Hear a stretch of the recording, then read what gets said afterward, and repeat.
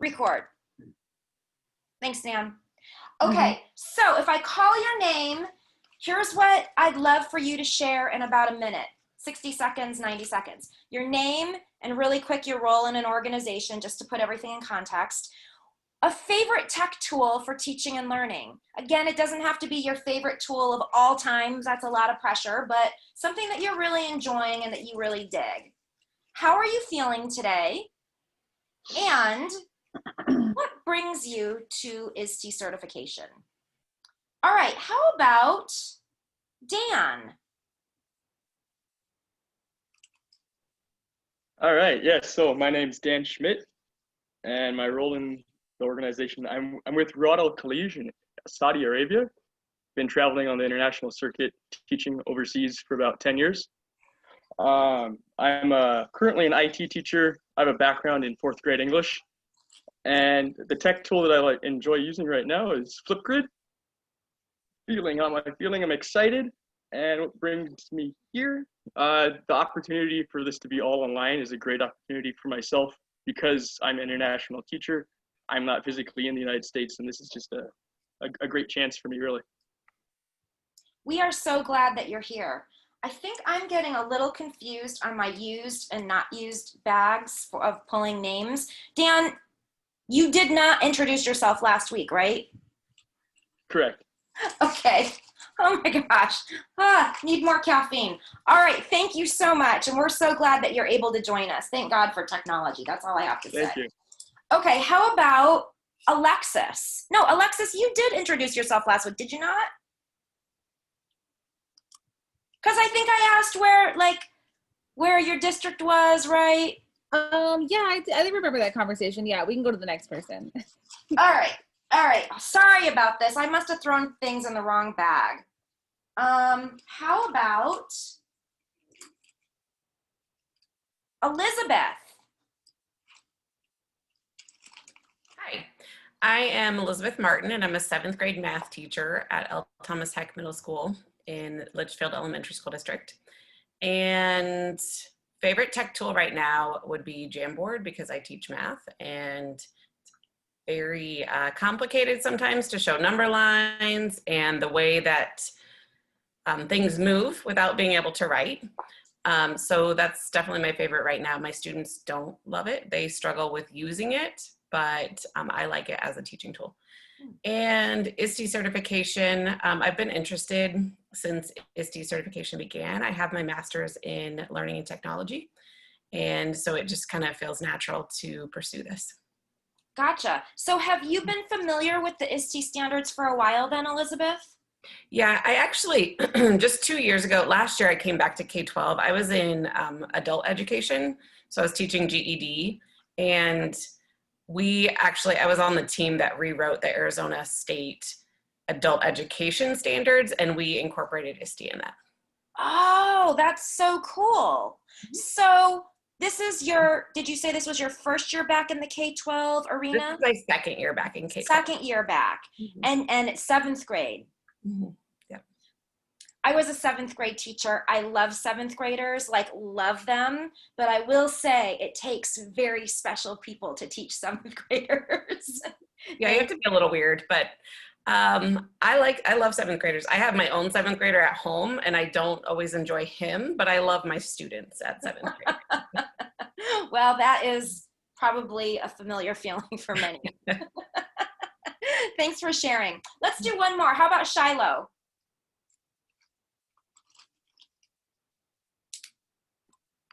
Well, Shiloh Marquez. I teach 2nd grade DLA at Barbara Roby, also in the Litchfield district.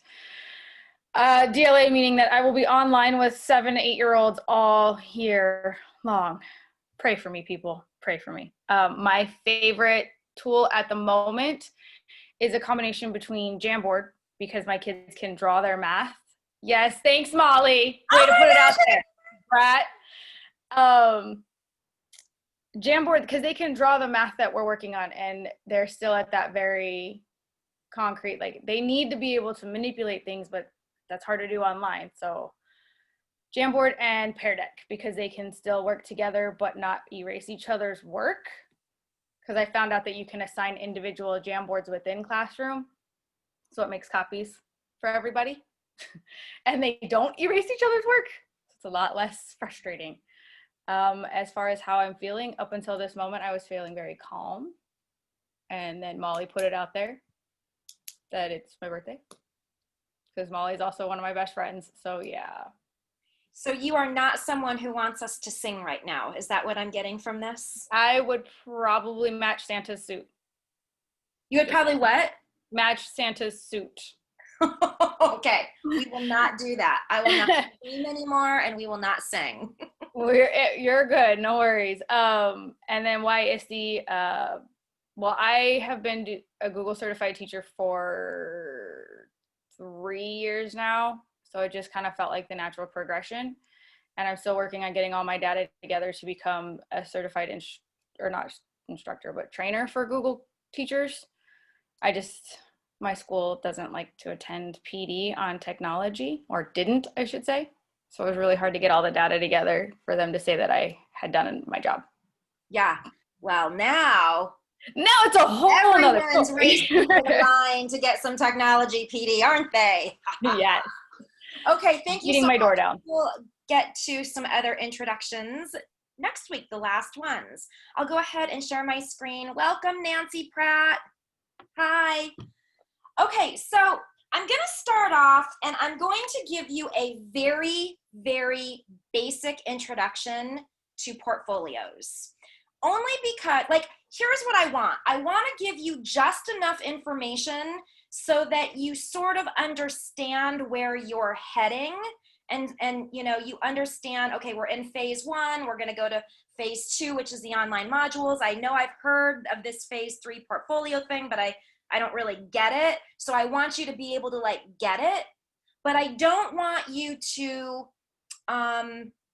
what's the phrase I'm looking for, Nan? I don't want you to obsess about the portfolios at this point. I don't want you to get too I don't want you to get too into it, because I don't want to take the focus away from what we're doing, and because we are going to spend at least an hour, if not 90 minutes, talking much more in detail about the portfolios in our Zoom session 4, okay? So we're going to go through some basics. So again, just as a reminder, you are in the initial session. It is usually a 2-day face-to-face session, but now it's a 4-session Zoom thing.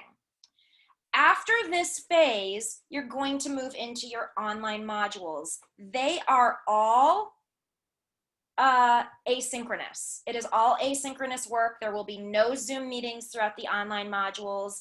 It's on a weekly schedule, but you will be facilitated, and I'm about 90% sure I will be your online facilitator.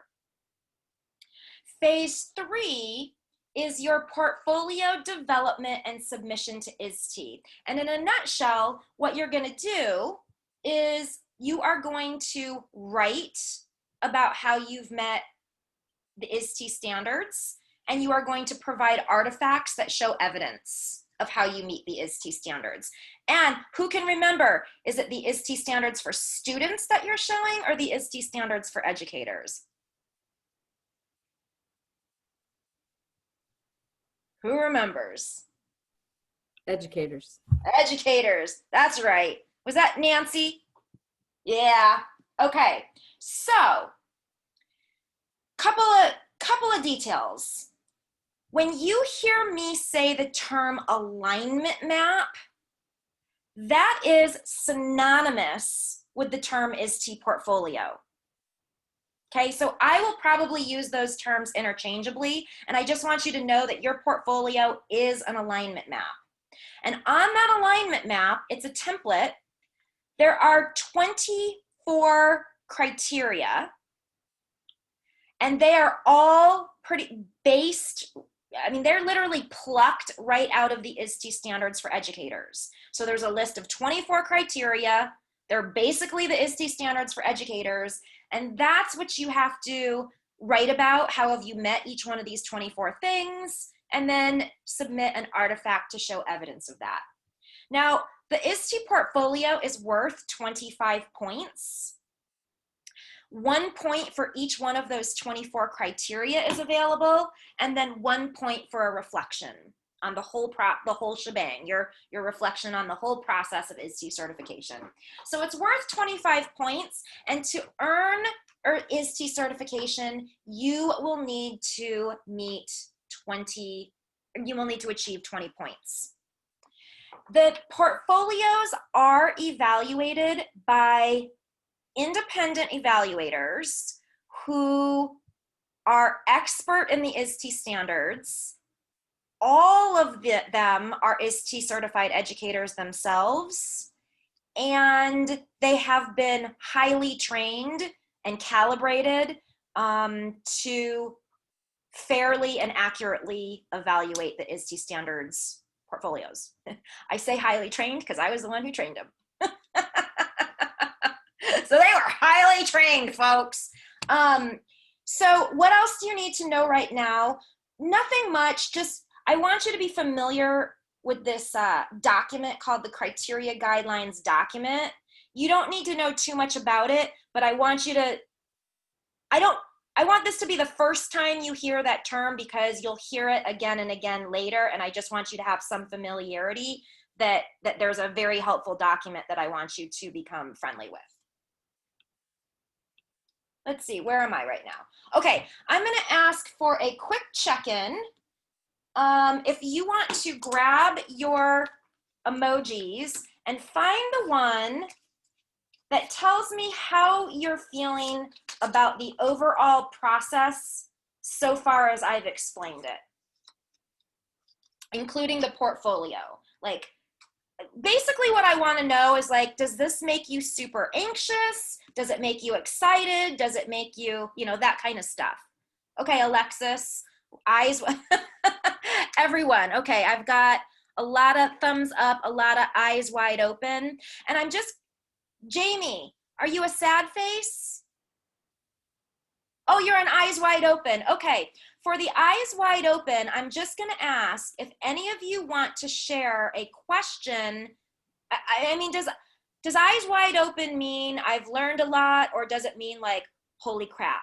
If anyone means the eyes wide open like holy crap, feel free to take yourself off and ask a question if you need to, if it would make you feel comfortable. Not holy crap. It was just easier to draw eyes wide open than the mind blown. I tried. It looks like an egg. My daughter took all my emojis and I don't know where they are now. So we're sketching on sticky notes today, guys. I love it. That works. Shiloh, but even with the mind blown or the eyes wide open, like, are you feeling okay? Like, okay, that's a lot of stuff, but I'll get there and it'll be fine. Yeah.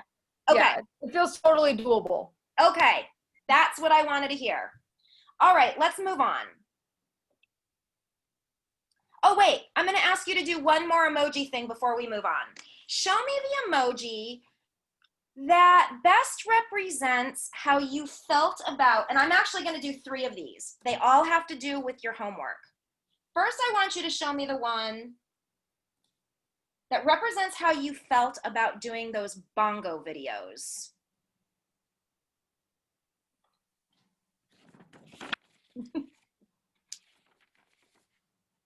Jamie, hold it up a little higher. Okay, I got some thumbs up, a light bulb, eyes wide open, Taylor.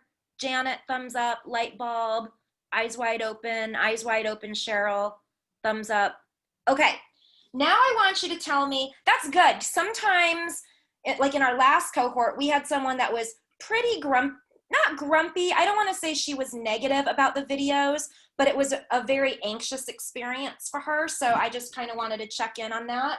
The next one, show me the emoji that best represents how you felt about your understanding of the content, the TPAC and the SAMR.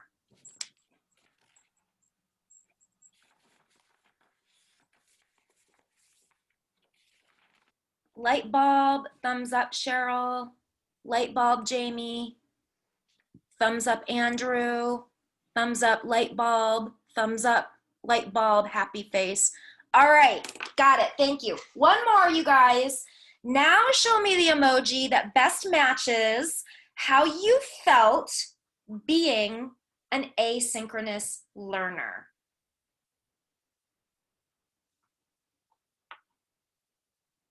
Thumbs up, Shiloh. Heart, Andrew. Okay.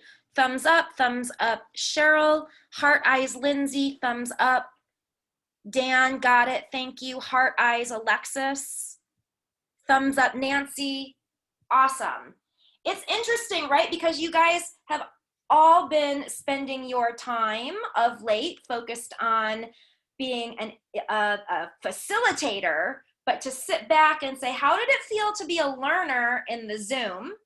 How did it feel to be a learner asynchronously? I think that having that perspective can be really helpful. And you know what, Lindsay? We don't judge because guess what? We're probably drinking wine while we're watching them. Actually, I was not, because I watched them this morning and I try not to drink wine before 8 a.m. It was one of those things where I was like, oh, I'm going to try and chip away at some of this. Like, you know, like at night, like literally right before I go to bed, like I'm in PJs. I was just like, and I was like, oh, we have to do video. I'm like, yeah, I did notice, Lindsay, that on your final reflection video, you looked nice. Like you had your makeup done. I'm like, oh, she must have gotten home from work or something. But I did it at my lunch break for work yesterday. Yeah, that all to say, just a reminder, is fine. It's just me and Nan. You can be messy bun. You can be in your PJs. Please be dressed. That's that would running through the background. appreciate that piece. But other than that, you know, it's totally fine. Okay, now I'm gonna reshare my screen.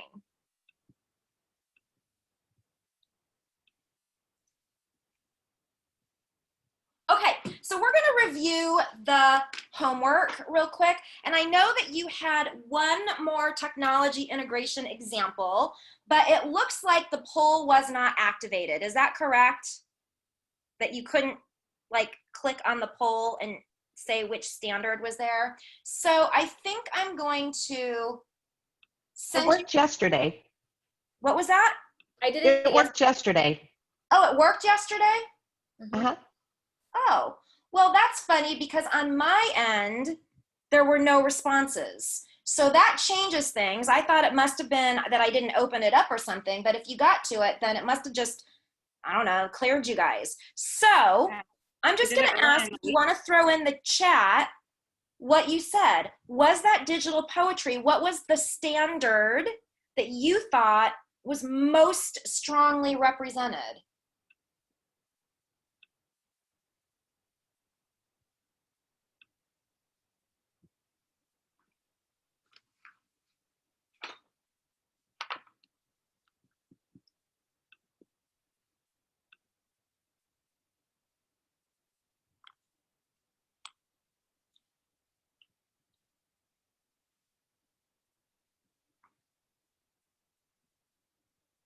Yeah, awesome, you guys. I also believe that creative communicator was probably the most strongly represented. I could make a case for knowledge constructor, totally. I could make a case for even empowered learner. I could make a case for digital citizen, but I think most strongly, I probably saw creative communicator. So that's awesome. I'm glad to see that, we're on the same page. Okay, so next up, I'm going to have you grab some sticky notes or scraps of paper, whatever you have, and a pen, and we're gonna review some of the TPAC and SAMR pieces. Okay, so grab your sticky notes, grab a writing implement, and here we go. Here's TPAC, and this is just my little homemade drawing because I didn't want the labels. I just wanted to remind you which one was which, and this is the image for the TPAC model. And our first review question is this. T stands for technology, P stands for pedagogy, the C in TPAC stands for what? And when you have your answer, please write it on your sticky and then hold your sticky up into the camera. Oh, Molly, that's pretty small. Okay, Elizabeth, I see yours. Lindsay, Taylor, Cheryl, Dan, Jamie, Shiloh. Molly, that's perfect. I'm like putting my face right directly into the camera. Sorry about that. Janet, I got it. Awesome, you guys. So, absolutely. TPAC, technology, pedagogy, content. So, just as a quick review, this framework really is meant to describe the interaction among these three concepts. So even though these three concepts sometimes sit in silos from one another, TPAC is really meant to show how they interact. So someone, I can't remember who it was it Lindsay that said in your video, like, most teachers always understand this interaction between content knowledge and pedagogical knowledge. Like, that's something that most teachers understand. So that's going to be your PCK. But now when you layer this new component on it with technological knowledge, we have all these different interactions. We've got how can the technological knowledge interact with pedagogical knowledge? How can technological knowledge interact with content knowledge? And then of course the sweet spot where all three of them lie together. Now here's a little trick question for you if anyone wants to try their hand at it. What does the A in TPAC stand for? Does anybody know? That's usually a question I get if I don't bring this up. There was already a question in the chat and I answered Elizabeth, ding, ding, ding, ding. You have it. A stands for and. So it reads technology, pedagogy, and content knowledge. And sometimes when you read about TPAC online, you will actually see it referred to as TPCK without the A. But the cool people always put the A in. Okay, next question. The dotted line on the outside of the TPAC model represents what?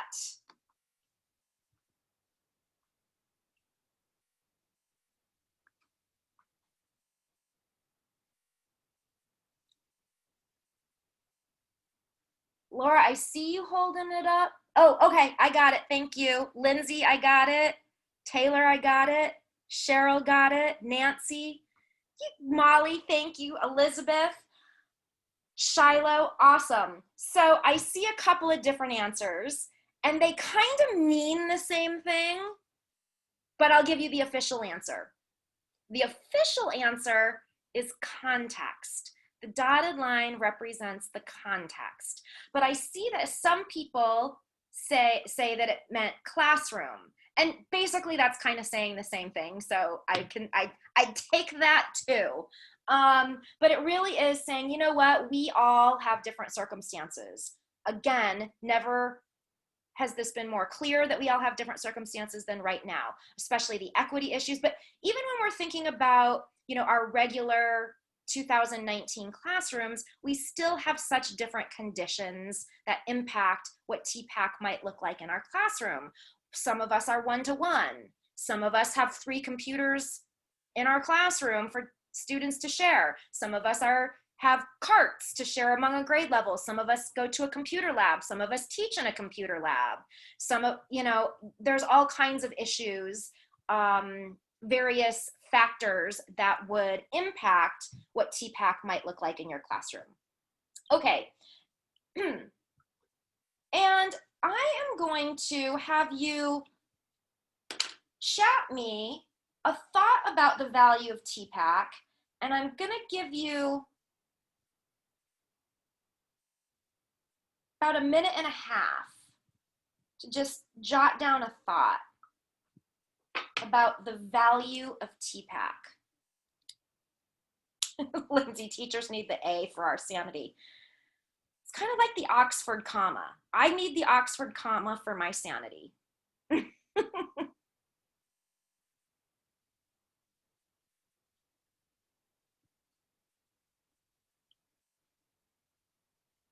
Mm-hmm.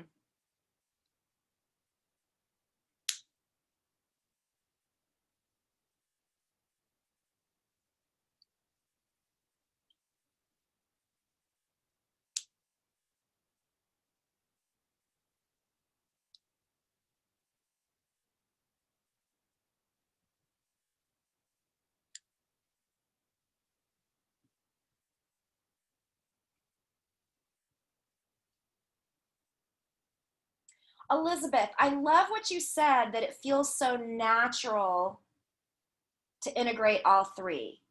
My follow-up question for you, Elizabeth, is, has it always felt natural, or has that been something intentional on your part as sort of a learning and practice objective for yourself?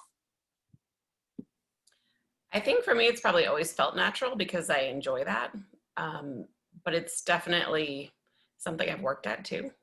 Okay, yeah, because I know you said you have your degree in that area, so I wasn't sure if this was like something that, oh gosh, I've made huge strides in the last however many years, or like you said, it was something that just kind of felt natural to you. But it sounds like it could be a little bit of both. It felt natural and you've done a lot of practice. Okay, awesome, you guys. I'm going to move forward, and to kind of piggyback on this last question about value, I want you to just think. You don't have to write anything down. What happens when we use TPAC, and what can happen when we don't? Don't have to say anything, don't have to write, but I just want you to just ponder this for a minute.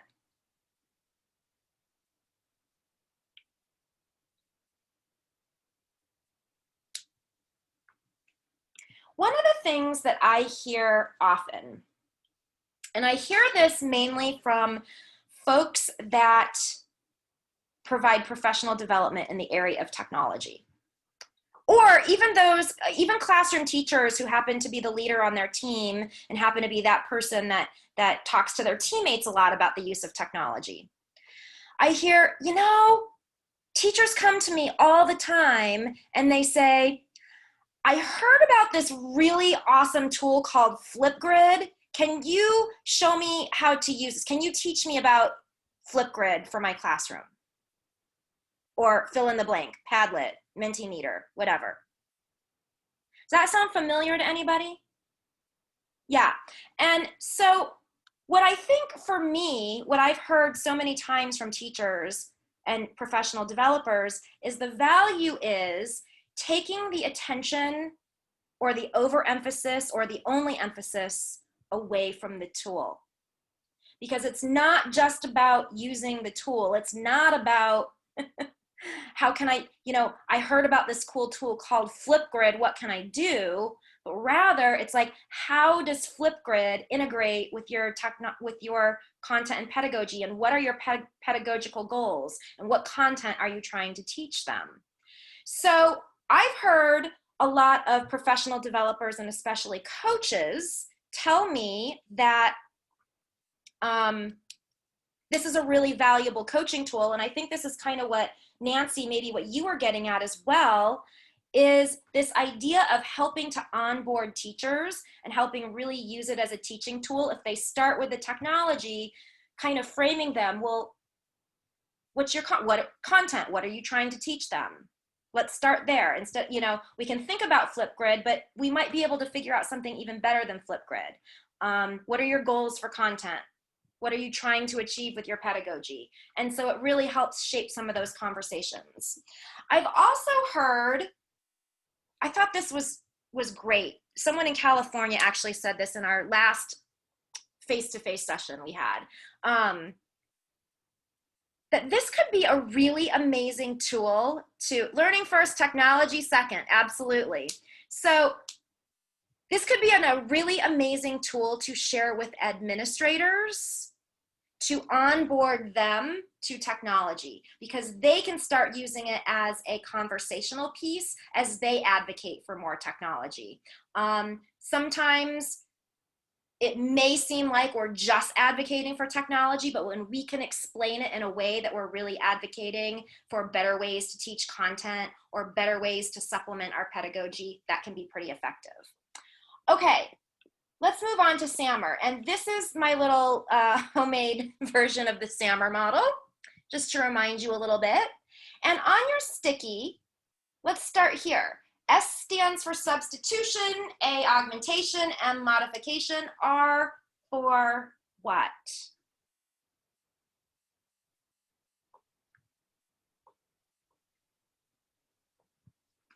Nancy, I see you. Cheryl, Shiloh, Elizabeth, Laura. Laura's making the most out of her one sticky. Taylor. Dan, got you.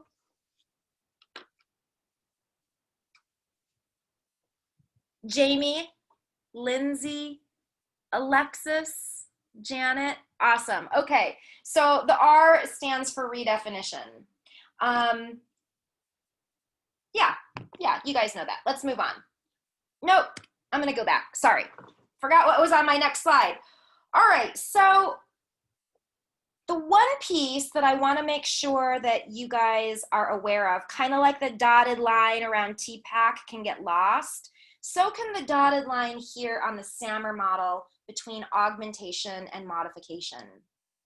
And so what I just want to sort of remind everyone of is substitution and augmentation sit in a under a bigger umbrella called enhancement when we think about that, right? So we might hear of examples that's like, yeah, that enhances it or it adds a little something to it.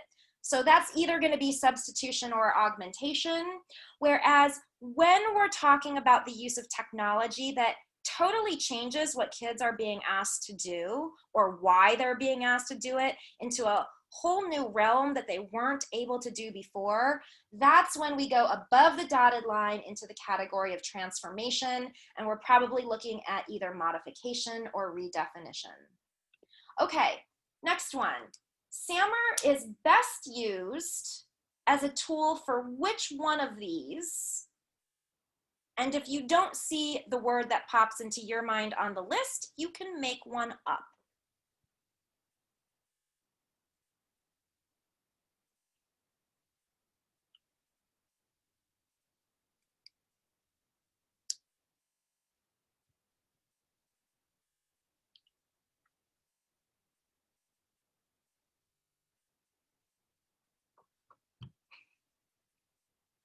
Laura, can you hold that even a little closer? Lesson design, thank you.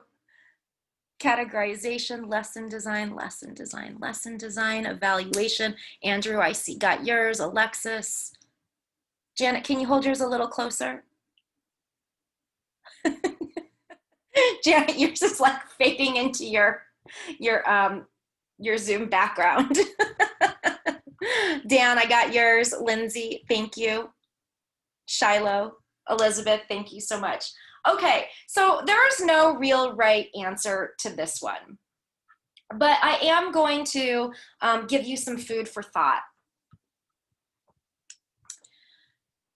So I was looking at your Padlet that you did with the 4 different examples, and I hope that everyone got a chance not only to share their thoughts on which category each of the 4 ideas sat in, but I hope you got a chance to read each other's. I know that some of you did because I saw some comments back and forth, but that is always my favorite part, you know, reading how each other, you guys can argue back and forth a little bit. I'm not going to give you the answers to those 4 examples. Why? Because I don't think there are answers. And I think that the greatest gift that SAMR gives us is a framework to be able to reflect and discuss lessons. So on my sticky, there is not a right or wrong answer. But on my sticky, I probably would have written reflection and conversation. Because I noticed that, for example, when the example was using notability to annotate some notes, some of you said, well, that's substitution. I can annotate notes with a paper and pencil, and you know, I'm doing it with technology. That's pretty much substitution. And others of you said, I'm inching into modification here because, you know, this tool is allowing us to annotate in ways that were previously inconceivable. It's allowing us to add photos. It's allowing us to add videos to our annotation. It's allowing us to collaborate on our notes. These are capabilities that just were not possible without this type of technology. And I don't think there's a right or wrong answer there. Same thing on all 4. One thing that stuck out to me on the example with Skyping from folks with students from Mexico. Again, there were some people that said, I'm kind of seeing that on the lower levels because what they're really doing is they're practicing their Spanish and they can do that in class. And then others of you said, no, this is modification or redefinition because never before would they have been able to Skype with native speakers in Mexico. And there's a difference there. The technology allowed us to remove those classroom walls and collaborate globally with native speakers for a Spanish class. So again, I don't know that there's a right or wrong, but I think really having to think about it and articulate your reasons why, articulate your thinking is really the power here. And when we can conversate about it, so we can have that back and forth, even more powerful.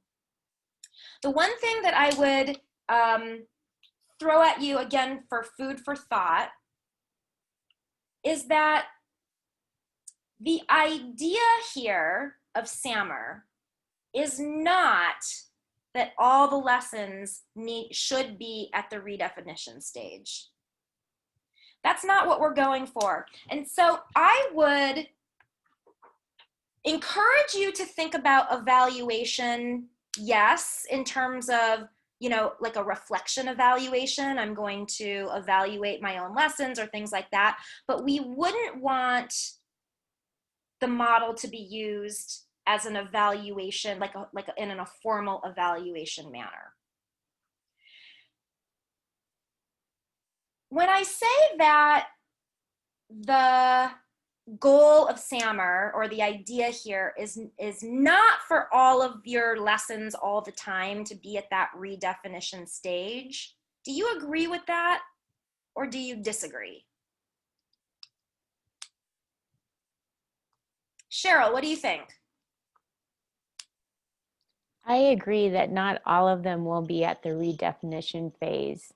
That would be really hard and taxing on the students and the teacher, and there's value in the other levels as well. Yeah, there are absolutely times when substitution might be the right way to use technology at that particular time for that particular learning objective.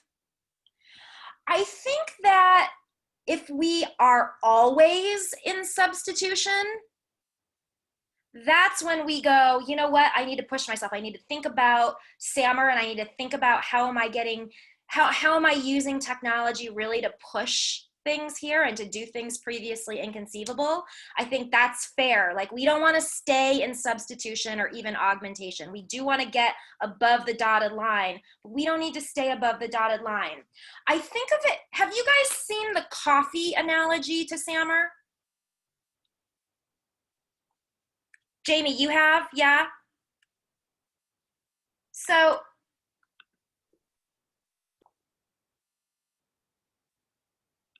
here's the coffee example. Substitution is a cup of coffee. The augmentation is a latte. The modification is caramel macchiato, and the redefinition is pumpkin spice. There's another graphic that looks at it with the canoe and the snorkel and the, what do you call the scuba and the submarine. I actually like one, and I don't have an image for it, but it's this analogy of the pool. And in a pool, there's a shallow end and a deep end. And I'm going to take myself off share because I don't have a picture of it anyways. So the pool analogy is the shallow end and the deep end. And the shallow end would be your S, and the deep end would be the R. Could you imagine having to stay at the deep end all the time? We have to come in and be in the shallow end. We're gonna go back and forth. We're gonna go back and forth from the deep end to the shallow end. There are times when the shallow end is the best place to be, because if I'm playing, you know, pool volleyball, I don't want to be in the deep end. I want to be in the shallow end, right? So in that particular context, the shallow end is the place to be. If I want to do a cannonball, the deep end is the best place to be. So we really want to think about that context and what our learning objectives are and where the best place to be on the SAMR model is. Okay, thoughts on the value of SAMR? And I'm just going to give you 1 minute for the chat on this.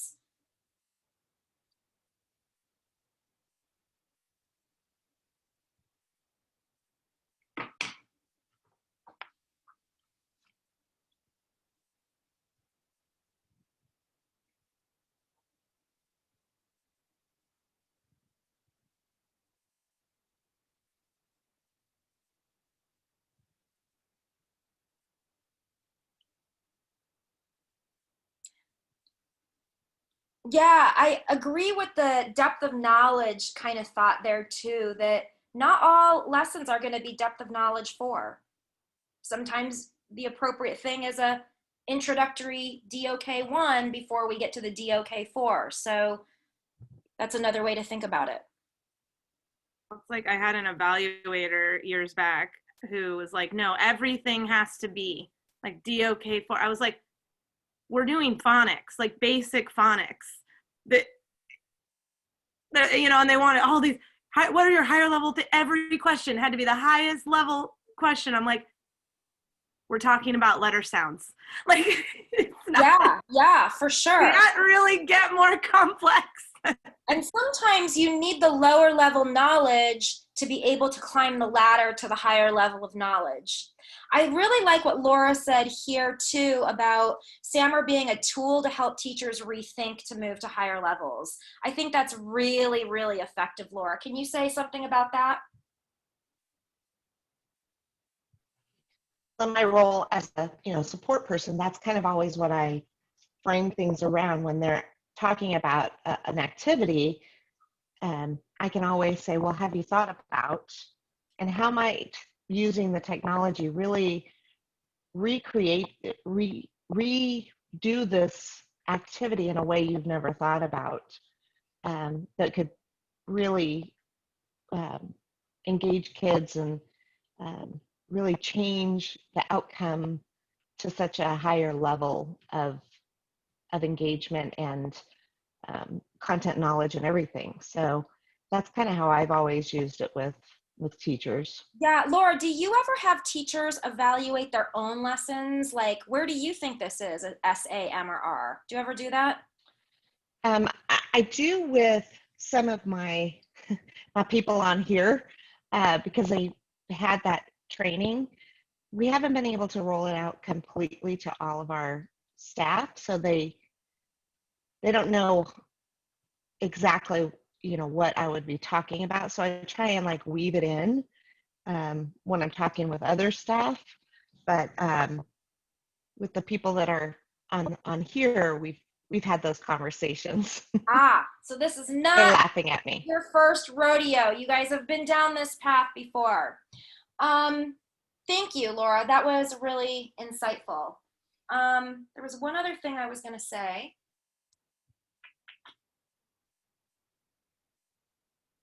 Darn it. Come on, brain.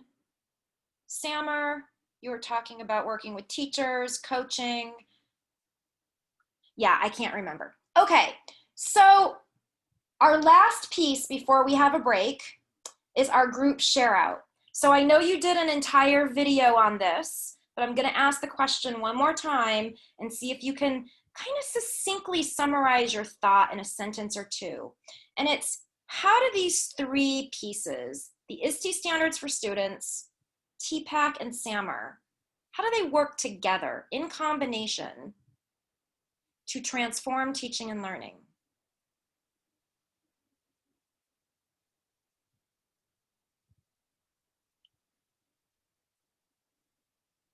Oh, you guys, I remembered what I was going to say, so I'm going to hit pause for a second. Sorry. What I was going to say is, I feel like introducing teachers to the SAMR model can really build some teachers' excitement who may have been tech reluctant in the past to become more tech enthusiastic. And the reason is this. I want you to all think about a teacher that you know who is reluctant to technology, reluctant to using it in their classroom with students.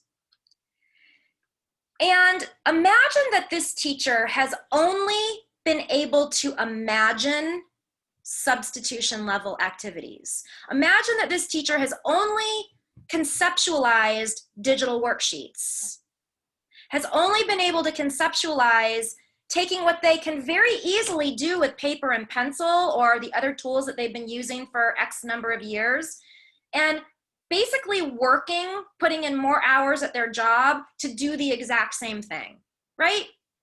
If that was my imagination of technology integration and that's what I was perceiving, I wouldn't get very excited about technology either, to be perfectly honest. Why would I want to work more hours to redo an activity and digitize it that it works perfectly fine the way I've been doing it, right? That's not inspiring in any way. But now imagine this teacher have that when you introduce SAMR, it expands their imagination. Imagine now that they are able to conceive something more powerful. And imagine that same teacher now going, I get now why it's worth it to learn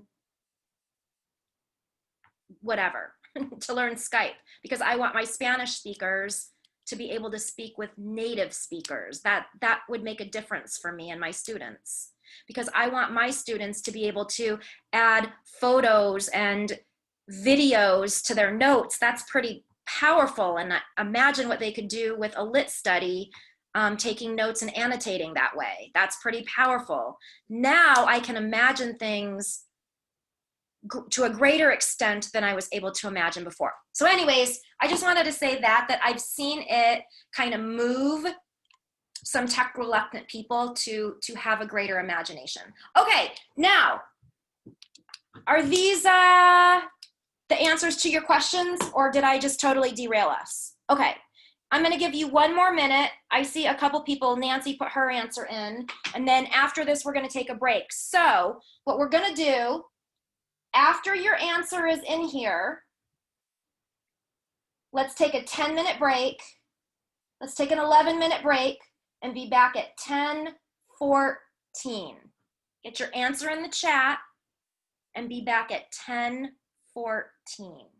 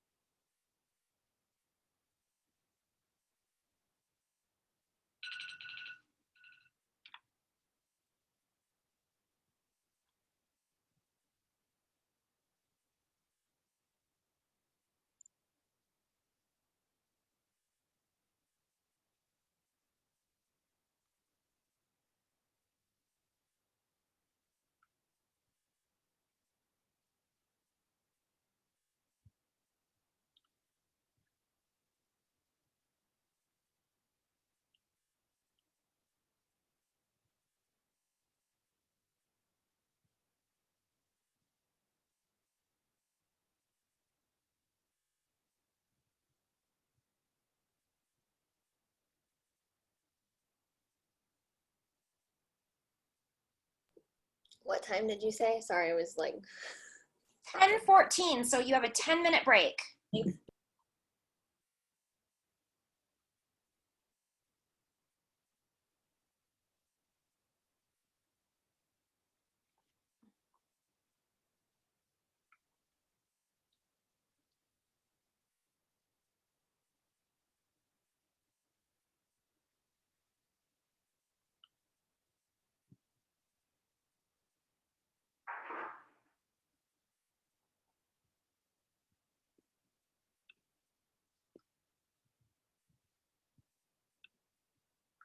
Hey, Nan,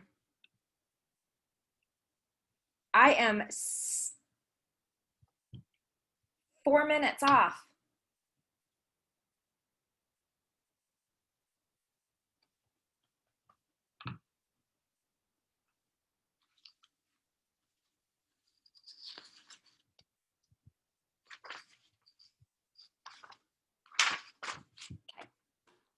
be back, man.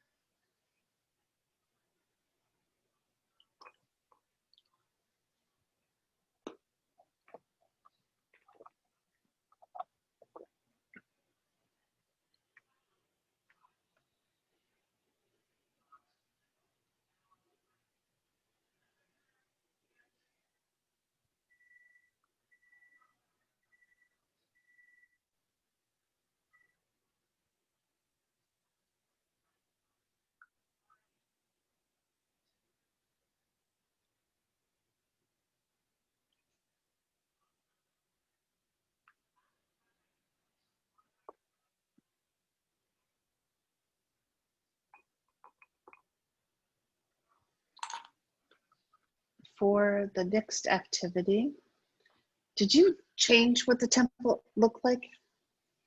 Did it used to look like the spreadsheet thing? Spreadsheet?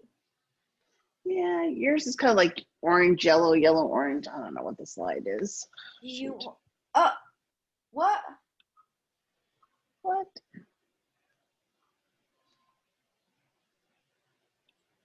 Because this is what's in the course.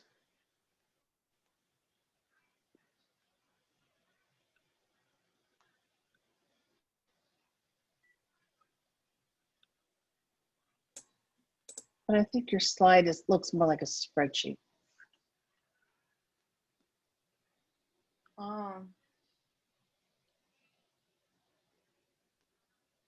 Yeah, I didn't change it, but but it's fine.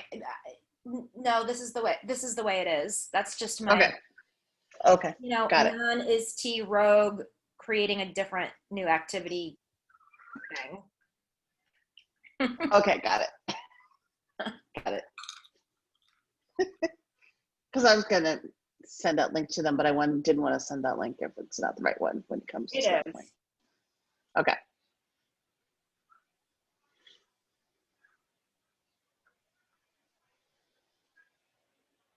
I'm gonna put it in my notes then. All right, we have 2 minutes. I'm gonna go get my tea out of the microwave.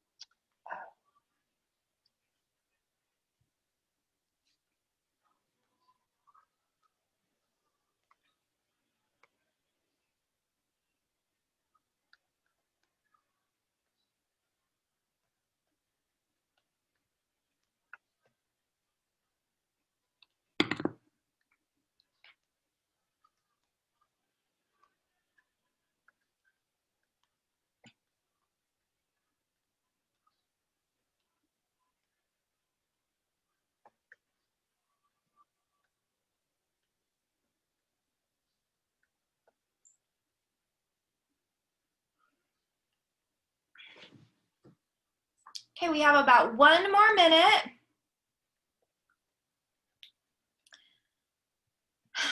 And if you're back, I'm gonna use my 1 minute to share something with you just for no other reason than this is crazy. So my neighbor sent me a Facebook message yesterday, my next door neighbor, and I've been doing a diet called the Whole30, which is a strict diet, whatever. But I've been posting pictures of my food because it helps keep me accountable for making good food while I'm doing this thing. So my next door neighbor is like, Leanne, I've been seeing all the Whole30 pictures that you've been posting. And she goes, my mom just brought me down some of these banana squashes out of her garden. Do you want one?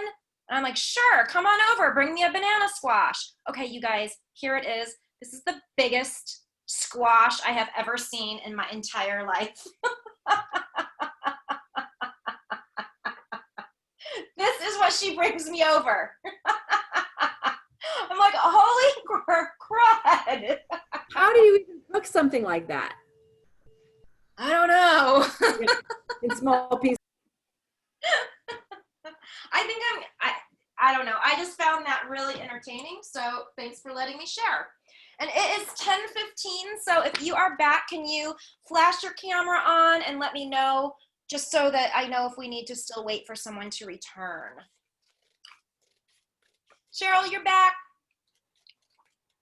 Hi, Molly. Elizabeth, you're back. Okay, if you want to go back off camera, that's totally fine with me. I just wanted to make sure everyone was here. I didn't want to leave anyone out. Okay. Sharing my screen. Whoops, this is not where I meant to be. This is not where I meant to be either.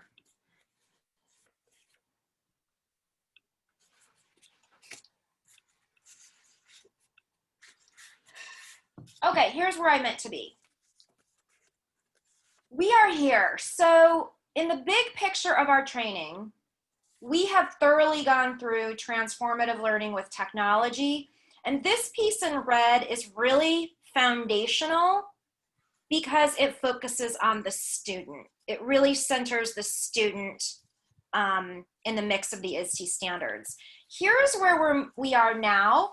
And so for the rest of today, we are going to focus on the ISTE standards for educators. ISTE standards for educators. And if you recall, this entire certification and the entire portfolio alignment map is going to ask you to reflect on your practices implementing the ISTE standards for educators. So I just kind of wanted to show you that big picture first. Okay, so this section starts off with the heading Visioneering. And I'm curious how many of you, have any of you ever heard the term Visioneering? Cheryl, I see no. Lindsay, you have? Can you talk about it or you just heard about it? I can't talk about it in depth. I've heard it in passing, like talking about instead of just planning, you know, really planning, not instead of just like surface planning and saying we have a vision, like actually, like the vision actually driving. That's pretty good. I didn't mean to put you on the spot. I hope you didn't feel that way, but I just so rarely get any hands up when I ask that question about if you've heard of the term. I had not heard the term before hearing it through ISTE certification. And now I have to tell you, it is one of my favorite terms in the entire world. This term is actually a mashup of two words, vision and engineering. So according to, I think this is Wikipedia, visioneering is the process of making a vision or a dream a reality. So it is about starting with a vision and then engineering your way to that reality of that vision. And I think that's such a cool concept, right? Sort of reminds me of backwards design. You guys, backwards design? But visioneering is kind of a cooler word than backwards design, I must say. So the process of making a vision or dream a reality. So underneath this heading, if you remember at what we were just looking at here, under visioneering is the ISTE standards for educators. So my question to you is, in what way can you imagine, or in what way do you think that the ISTE standards for educators might help us visioneer? Like, what is that about? What is that about that we're talking about visioneering? And oh my gosh, totally, Shiloh. Well, of course it would, because you're our resident Disney expert, Shiloh. So why would the ISTE standards for educators kind of fit in this category of visioneering? Like it, Lindsay. Nancy, what you got? Because teachers and educators can make that happen. Can make. You know what? I'm going to quote you, Nancy. I'm going to quote you on a new slide. Nan, can you write this down? Because I want to make a new slide. Educators make it happen. You know what I mean? Educators are doing it. They make it happen. So in this case, what would be the vision then? So let's just pretend educators could make it happen. Educators are the engineer, all right? In this analogy, what's the vision?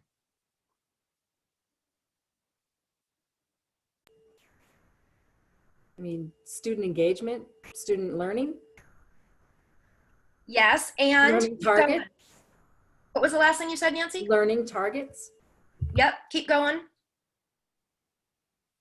Transforming learning. Yeah, who said that? Me. Is it Laura? Yeah, transformative learning with technology informed by the ISTE standards for students. So here's what I would say to kind of put a bow on this. I would say that the ISTE standards for students are the vision. When we think about how we want students to be using technology, and remember, I kind of said this last week when I said that the ISTE standards for students were the North Star. So I'm basically saying the same thing.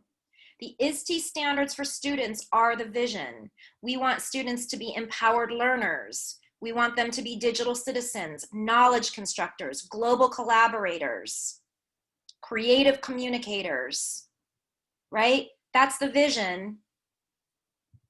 Teachers are the engineer because they're going to make that happen. And the ISTE standards for educators is going to provide that roadmap for teachers so that they are enabled to make that happen. Okay, I'm going to stop sharing. Any questions so far? Or does that, are you with me so far? Yeah, okay. All right, next I'm going to ask you to take out your ISTE standards for educators.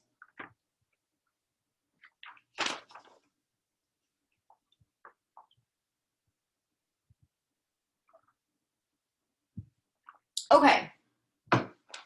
Now on the front side, I want you to pay attention just below the heading ISTE standards for educators. You see in green, a green heading that says empowered professional. Now I want you to turn it over on the back and you will notice that there is a green heading that says learning catalyst. And I am going to ask you to take, a best guess. I'm going to give you a couple of minutes. I'll put 2 minutes on the clock and chat something in here as to what you think those headings mean and why they're there.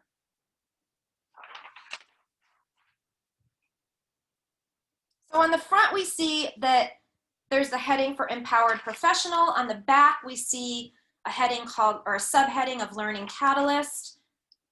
Why are they there? Like, what do those headings tell us? I'm going to set the clock for 2 minutes.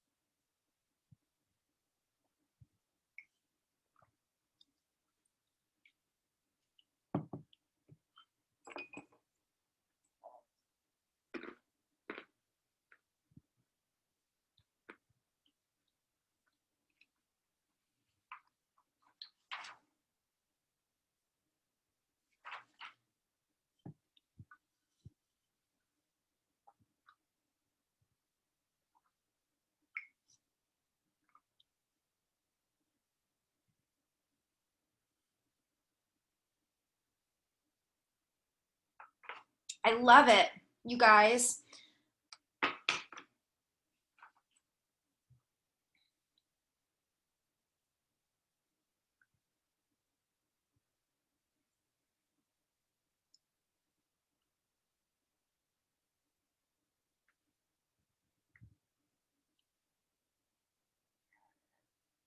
have about 30 seconds left.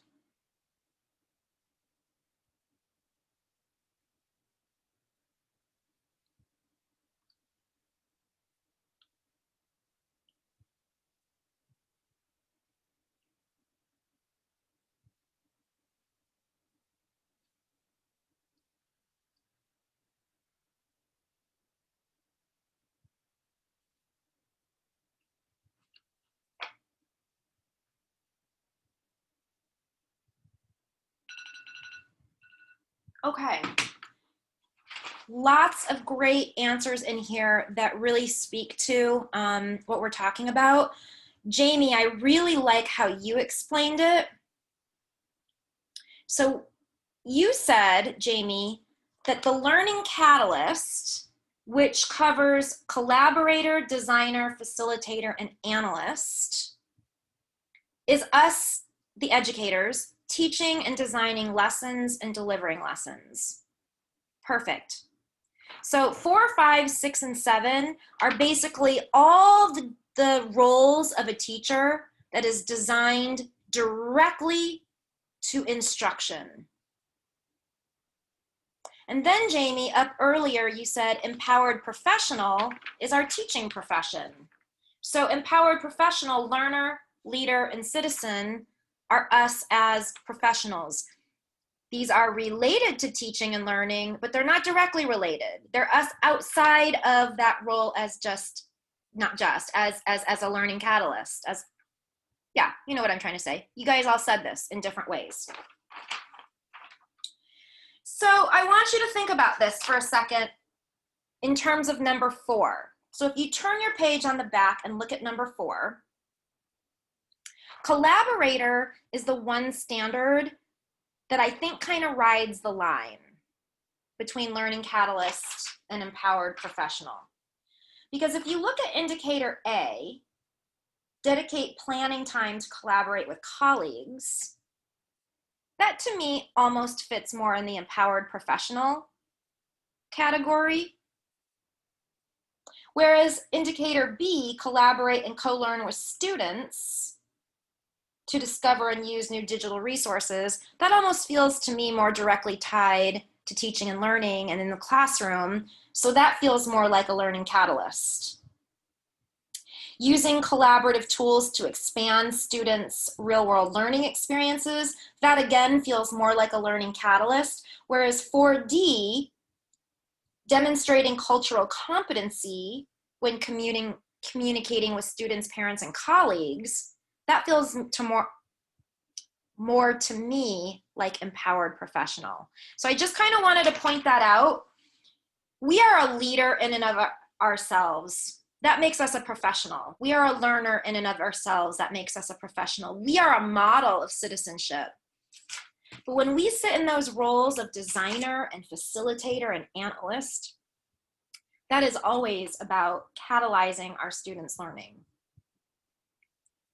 I have an almond stuck in my throat, so I'm going to go on mute for just 1 sec.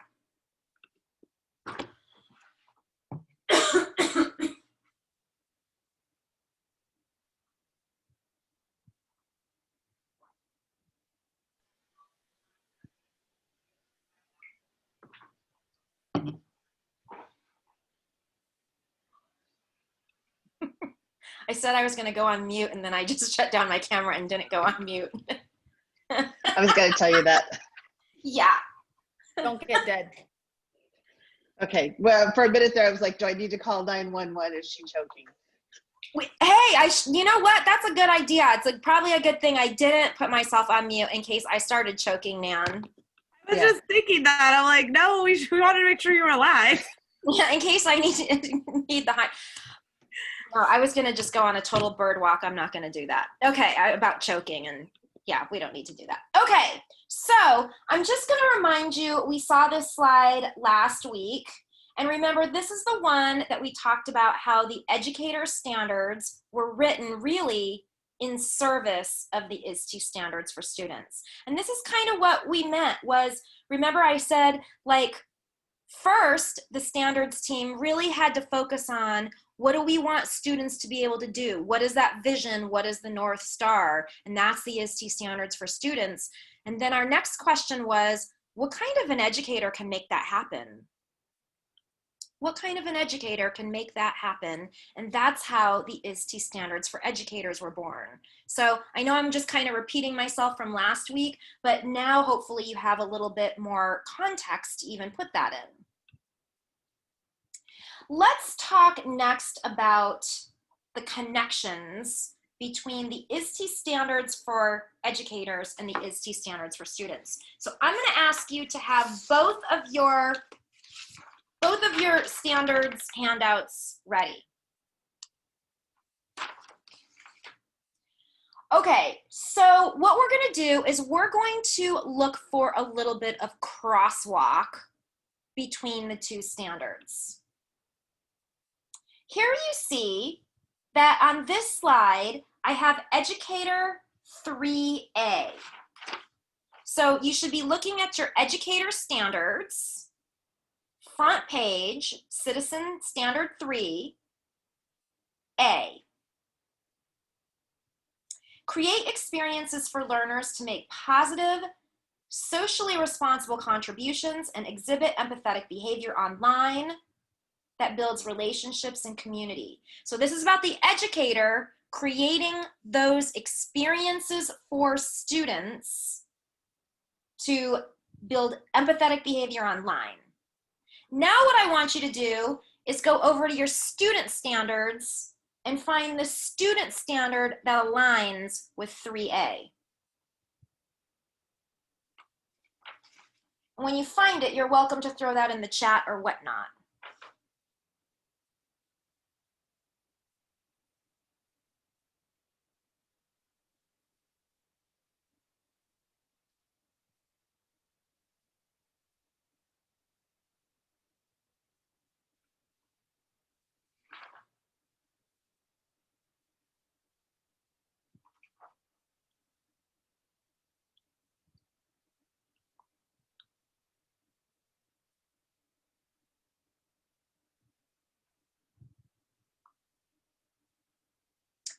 Cheryl, you are right on track. It's going to be a digital citizen, but now I want you to go down to the indicator level. So 3A is about creating experiences for learners to make positive, socially responsible contributions online. And I'm seeing them roll right in. So if you haven't found it yet, now look at 2B on the student standards. Engage it, so we want the students to engage in positive, safe, legal, and ethical behavior when using technology, including social interactions online or when using network devices. So you can see in the educator standard, it's asking the teacher to create these learning experiences, and the student standard is saying, students, we want you to demonstrate the skill, but it really aligns right up. Okay, let's do another one. Nope, wait, what happened there? Let's look at 3B, Educator Standard 3B. Establish a learning culture that promotes curiosity and critical examination of online resources and fosters digital literacy and media fluency. So again, the teacher is being asked to establish this learning culture where students are curious and critical evaluators of online resources. Where is that alignment in the student standards?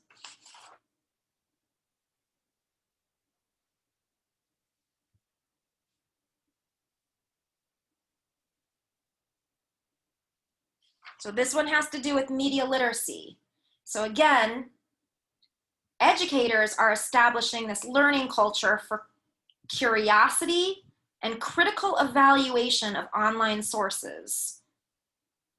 Educators are asked to foster digital literacy and media fluency.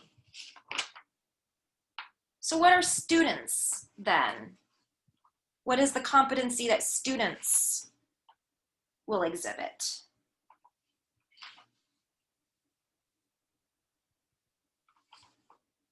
We've got a variety of answers so far. We've got a 3B, we've got a 3B, a 3A, a 6A, a 6C.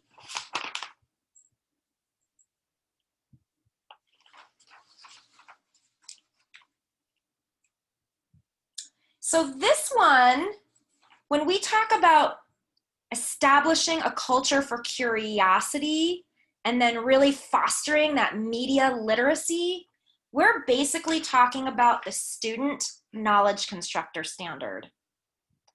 And I'm actually going to go as far as to say it's all 4 indicators under knowledge constructor: 3A, 3B, 3C, and 3D. knowledge constructor is really all about that evaluation, that searching and that finding and that evaluating of online resources. So planning and employing the research strategies, evaluating the accuracy and credibility, curating that information, and then building that knowledge. So probably the strongest connection to B, I would say, but I really think all of knowledge constructors there. Okay, one more, and then we're going to go into breakout rooms and have you practice a few on your own.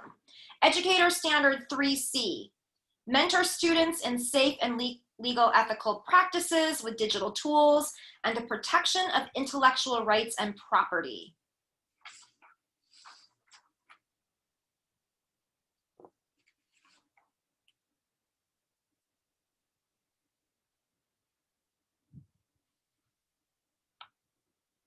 Oh, you guys, you got this one. After that last one that was kind of hard, you found this one pretty easily. So 2C, it's that key word. For educators, we want them mentoring students, including the protection of intellectual rights and property.